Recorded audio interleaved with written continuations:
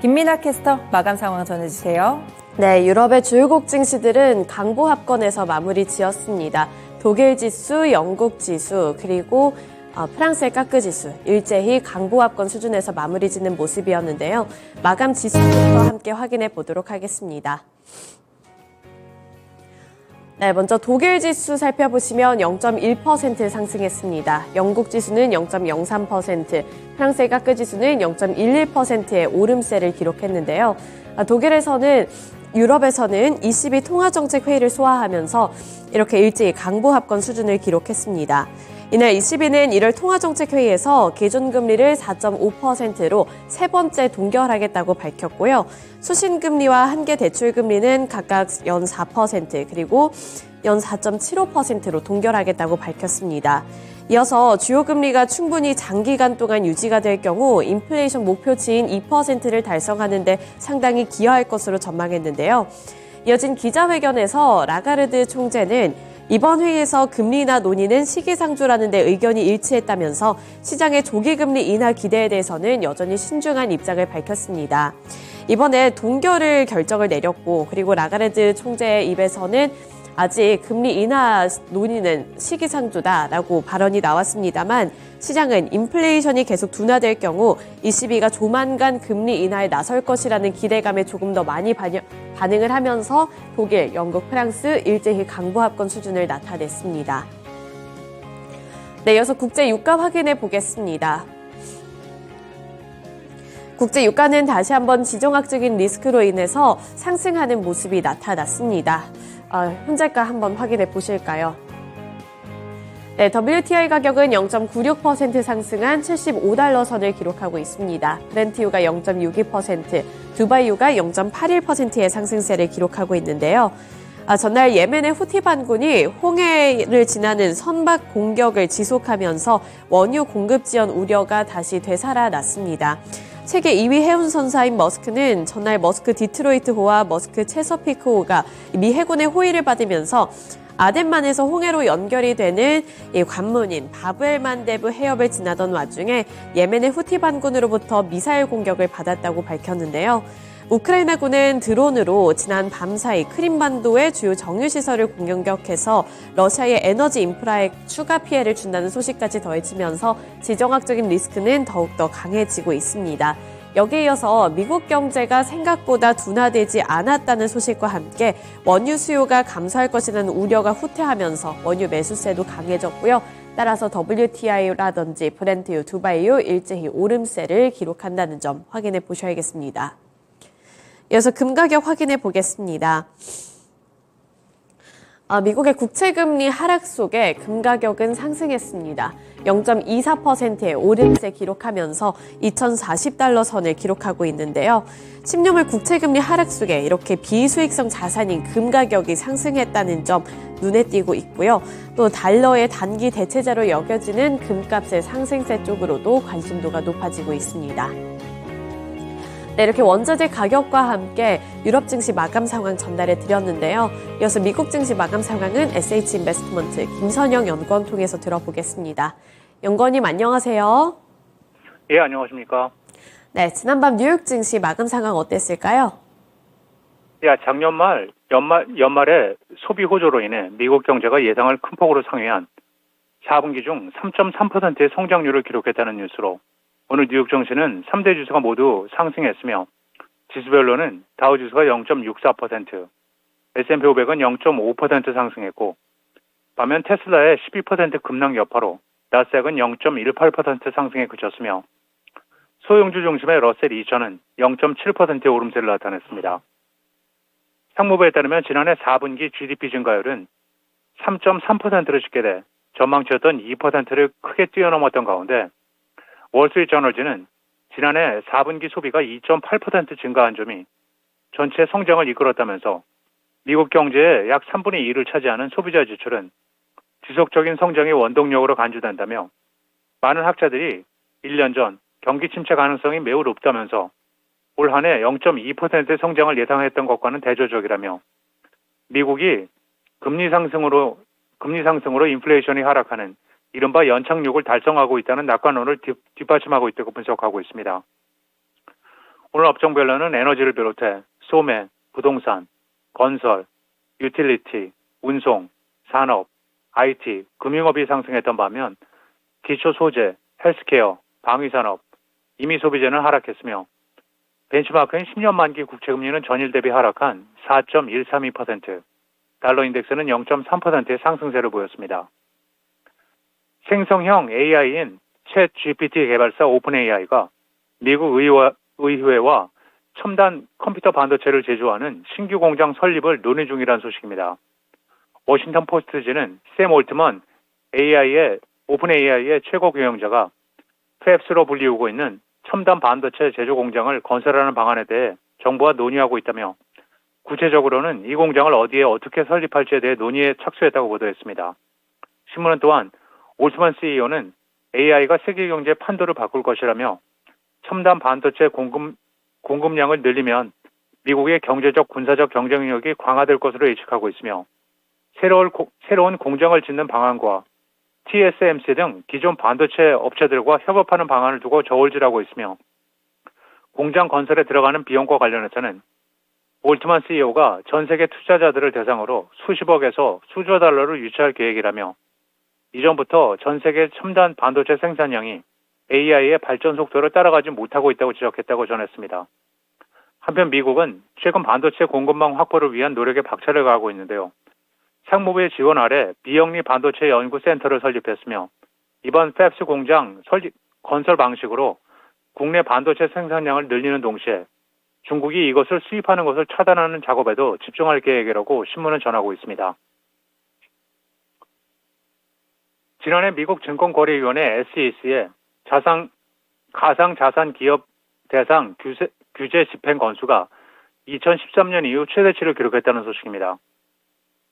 코인텔레그래프가 소송 컨설팅 업체인 코너스톤 리서치의 자료를 인용한 바에 따르면 SEC가 지난해 가상자산 기업을 대상으로 46건의 집행 조치를 내린 것으로 집계됐고 그것은 지난 2013년 이후 최대 수준으로 2021년 집행 건수보다 2배가 많은 것이었다고 보도했습니다. 코너스톤은 게리 겐슬러 SEC 위원장의 부임이 확정된 2021년부터 2년간 SEC의 집행 조치가 급격히 증가했다면서 2021년의 집행 조치는 20건이었지만 다음 해에는 전년 대비 50%가 증가했고 작년에는 53%가 급증했다며 이것은 SEC가 가상 자산을 최우선 과제로 설정했음을 시사하는 것이라고 분석하고 있습니다. 한편 겐슬러 위원장은 명확한 규제 프레임워크 없이 가상자산 사업자에 대한 규제를 집행하며 업계의 거센 비판을 받아오고 있는데요. 앞서 가상자산 거래소인 코인베이스는 SEC가 구체적인 시정 항목을 제시하지 않은 채 조정을 위해 9달간 30회 이상에 달하는 출석을 요구했다고 주장한 바 있고 현재 SEC는 바이낸스와 코인베이스, 테라폼레스, 리플, 크라켄 등 대형 가상자산 거래소와 소송을 진행 중인 것으로 알려지고 있습니다. 지난해 4분기 중 부동산과 신용 및 헤지펀드에 걸쳐 더 많은 자산을 현금화함에 따라 분배 가능 수익이 4% 증가한다고 밝힌 1985년 뉴욕에서 설립된 세계 최대 사모펀드 블랙스톤의 주가가 오늘 2.4% 상승해 123달러 53센트의 거래를 마쳤습니다. 주주들에게 배당금을 지급하는 데 사용되는 현금을 보여주는 분배 가능 수익은 12월 31일 기준으로 3개월 동안 14억 달러로 전년 동기 대비 1억 달러 이상 증가했으며 이것은 주당 순이익으로 환산하면 1달러 11센트로 평균 예상치였던 95센트를 상회한 것이었습니다.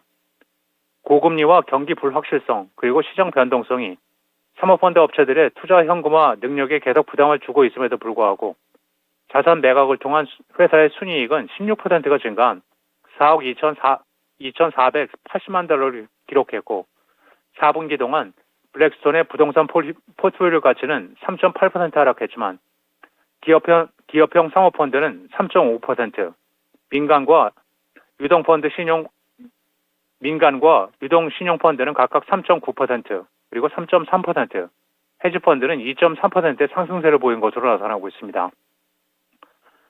마지막으로 내일은 연방준비제도가 주목하는 상무부의 12월 PCE 물가지수가 발표되며 시장 예상은 전달 대비 0.2%, 전년 대비 2.6%의 상승이며 이어 12월 개인 소비 지출 액수, 전미부동산중개인협회 12월 잠정 주택 매매 건수가 발표되고 다우지수의 구성 종목인 아메리칸 익스프레스를 시작으로 콜게이트 파몰리브, 임페리얼 오일, 스텔라뱅크, 노포크 서던, 젠텍스 코프, 퍼스트 하와이안 잉크, 부즈알렌 해밀턴, 오톨리브 잉크, 사우스 사이드 뱅크, 포티스 잉크, 그리고 베처미터가 지난 분기 실적을 발표하게 됩니다.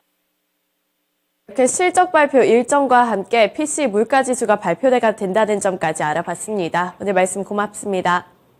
네, 감사합니다. 네, 이렇게 유럽 증시에 이어서 미국 증시 마감 상황까지 함께 알아봤는데요. 이어서 전일장 국내 증시 마감 상황도 함께 알아보겠습니다. 코스피와 코스닥 어제 엇갈린 채로 거래를 마쳤습니다. 코스피는 0.03%로 막판에 이렇게 소폭이나마 상승해주는 모습이었고요. 2,470포인트 선의 종가를 기록했습니다. 반면에 코스닥은 낙폭을 깊게 키워나가면서 1.49% 하락했고요.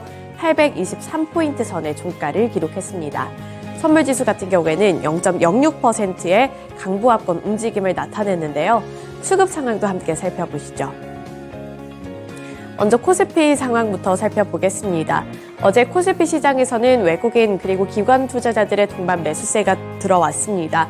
특히나 기관 투자자들이 1,900억 원 넘게 매수했고요. 외국인 투자자들은 457억 원의 매수세를 기록한 가운데 개인 투자자들은 2,480억 원의 매도 물량을 출하했습니다. 코스닥에서는 외국인 그리고 기관 투자자들의 자금이 모두 다 빠져나갔고 반면에 개인 투자자들이 2,000억 원 넘는 매수 우위를 기록했는데요. 이렇게 수급이 엇갈린 가운데 주가도 엇갈렸습니다. 수급 상황까지 알아봤는데요. 이어서 특징 종목으로 넘어가 보겠습니다. 첫 번째 특징 종목 확인해 보겠습니다. 어제 완성차 기업들의 주가가 큰 폭으로 튀어 올랐습니다. 현대차가 2% 오른 18만 8,700원을 기록했고요. 기아 같은 경우에는 5.8% 상승한 9만 3천 원을 기록하면서 어제 기아와 현대차가 일제히 강세를 기록했습니다. 현대차와 기아는 이번에 어닝 서프라이즈를 기록하면서 이렇게 주가도 함께 급등을 한 건데요. 현대차와 기아는 지난해 나란히 역대 최대 실적을 기록하면서 국내 영업이익 1위와 2위를 기록했습니다. 현대차가 삼성전자를 제치고 한국에서 가장 수익을 많이 내는 회사 자리에 오른 것은 이번이 처음이 있는 일인데요. 현대차는 지난해 매출 162조 6,636억 원, 그리고 영업이익은 15조 1,269억 원을 기록했다고 발표했습니다. 창사 이후에 최고 실적을 냈던 2022년과 비교했을 때 매출액의 경우 14.4% 증가한 수준이었고요. 영업이익은 54% 늘어났습니다.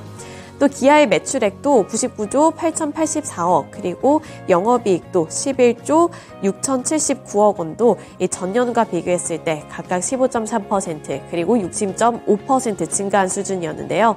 기아는 사상 처음으로 영업이익 10조 원 클럽에 들어가기도 했습니다. 이렇게 좋은 실적을 거두면서 기아와 현대차 일제히 강한 흐름으로 거래를 마쳤다는 점 확인해 볼 수 있겠습니다. 네, 이어서 두 번째 특징 종목 확인해 보겠습니다. 두 번째 특징주로는 2차 전지 종목들 확인해 볼 텐데요. 어제 완성차 기업들은 실적, 이 호실적에 따라서 급등을 했다면 2차 전지 종목들은 테슬라의 어닝 쇼크로 인해서 급락했습니다. 삼성 SDI가 1.84% 하락했고요. 에코프로가 3.06% 하락, 에코프로 BM이 5.02% 하락, LNF가 11.02% 하락한 약세를 기록하면서 어제 거래를 마쳤습니다. 테슬라가 지난해 4분기 시장의 실적을 발표했습니다. 그런데 시장의 기대치에 미치지 못하는 어닝 쇼크를 기록했는데요. 여기다가 부정적인 판매 전망까지 내놓으면서 우려감을 더욱더 키웠습니다. 테슬라는 지난해 4분기 매출액의 경우 251억 6,700만 달러로 한화로 봤을 때는 약 33조 5,224억 원을 기록했다고 밝혔고요. 주당 순이익은 0.71달러라고 밝혔습니다. 이는 월가의 예상치를 하회하는 수준으로서 어닝 쇼크를 기록한 거였고요. 또 실적 발표 이후에 이 가이던스에 대해서도 발표를 했는데 올해 자동차 판매 성장률은 작년에 달성한 성장률보다 눈에 띄게 낮아질 수 있다라고 말을 했습니다. 이렇게 시장의 우려감을 더욱더 키우면서 국내 증시에서도 2차 전지 종목들 일제히 급락하는 흐름이 나타났고요. 어제 기준으로 봤을 때 테슬라의 주가 시간의 거래에서 5% 넘게 급락을 했고 어제 기준으로 간밤 뉴욕 증시에서도 급락하는 모습을 나타냈습니다. 따라서 오늘 시장에서 2차 전지 종목들은 어떠한 흐름을 나타내게 될지도 눈여겨보셔야겠습니다. 네, 이어서 다음 특징 종목 확인해 보겠습니다. 반도체 종목군들 확인해 볼 텐데요. 코세스 그리고 고영을 대표적인 종목으로 함께 살펴보겠습니다. 고영이 14.53% 상승한 21,050원을 기록한 가운데 코세스가 29.95%로 상한가를 기록하면서 23,350원을 기록했습니다. 우선 어제 기준으로 봤을 때 그 전거래일 뉴욕 증시에서 필라델피아 반도체 지수가 1% 넘게 급등했습니다. 특히 반도체 업계에서 슈퍼올로 불리고 있는 ASM 쪽에서 호실적을 기록을 하면서 장중 8% 넘는 급등세를 나타내기도 했고요. 또 시장에서는 AI 시장이 본격적으로 개화가 됨에 따라 HBM 수요가 늘어날 것으로 보고 있는데요. 증권가에서도 반도체 장비주들 중에서 특히나 HBM 장비라든지 HBM 검사 및 계측 장비들을 주목하라고 조언을 했습니다. 또 우리 정부에서도 이 HBM 관련 기술을 국가전략 기술 범위에 포함시키면서 세액공제를 이제 최대 50%까지 받게 될 수 있다는 점도 긍정적인 모멘텀으로 작용이 되고 있고요. SK하이닉스 쪽에서도 국산화 장비를 도입을 하겠다라는 소식을 전하면서 최근 들어서 HBM 장비라든지 반도체 장비 종목들 쪽으로 매수세가 들어오고 있습니다. 특히나 고영이나 코세스 같은 경우에는 연일로 이렇게 강세를 기록하고 있다는 점도 긍정적으로 볼 수 있겠습니다. 네, 이렇게 특징 종목들까지 함께 살펴드렸고요. 지금까지 글로벌 증시 마감 시황이었습니다.